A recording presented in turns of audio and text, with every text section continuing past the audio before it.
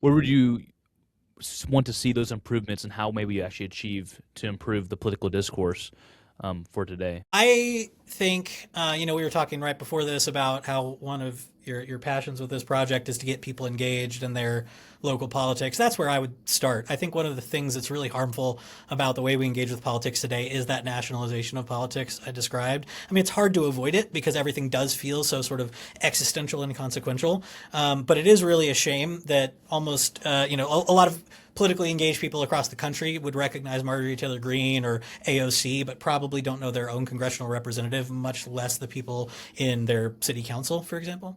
And so while there are some like problems that attend local politics, I would really love to see people begin political discourse at that communal and local level with the people closest to them, because I think they'll find with their actual neighbors much more commonality than they find with their opponents on the internet. So however you can cultivate that, whether that's in, just getting engaged in local politics, going to sort of like civic events, attending town halls. I tell my students all the time, if you show up to a city hall meeting or a town hall meeting, you'll probably be the only person under 60 there, and people will love it. But this is a way for you to actually engage in what I would think of as productive forms of political discourse, as opposed to most of what I spend my time doing on Twitter, which I should really stop. So, No, you're good. You're good.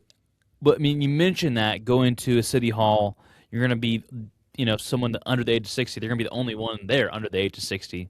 And for the project that I'm designing to equip Christians to engage at those levels, if young Christians, young Christian conservatives who are principled, who love the Lord, who are indwelt by the Holy Spirit, if they're the ones that are going to those meetings, and ultimately, those people who are above the age of 60 at some point, they're going to pass away and they're not going to be there.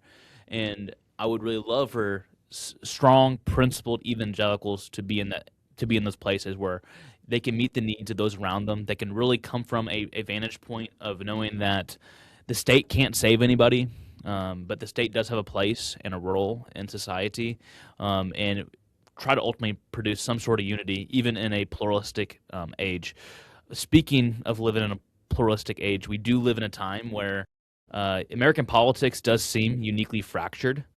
What has led to this polarization, and what would be some ways to resolve it even more on the more national level? yeah, I mean, like I mentioned before, I think part of this is the nationalization of politics. It really begins with the television in the sort of post '60s era.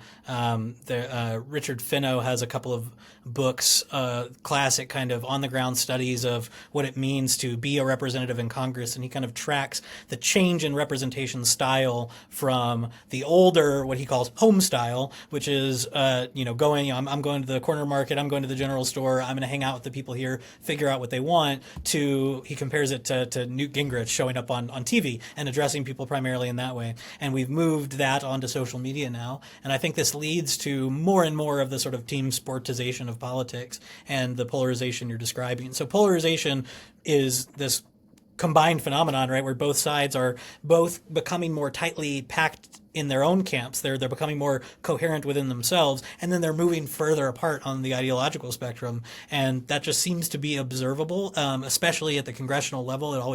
It has been more extreme at the congressional level than it has been in the public, but more recent studies seem to suggest that the public is also following that trend, and so that's concerning. I mean, it suggests that there's some sort of real fracture or division between two different camps that might have less and less common ground. At the same time, there are some people who are relatively optimistic about this, that what this actually represents is better sorting by ideas. Like, isn't it better to know who actually represents me and be able to know that they support the things that I support? And so that does sort of clean up the information environment a little bit.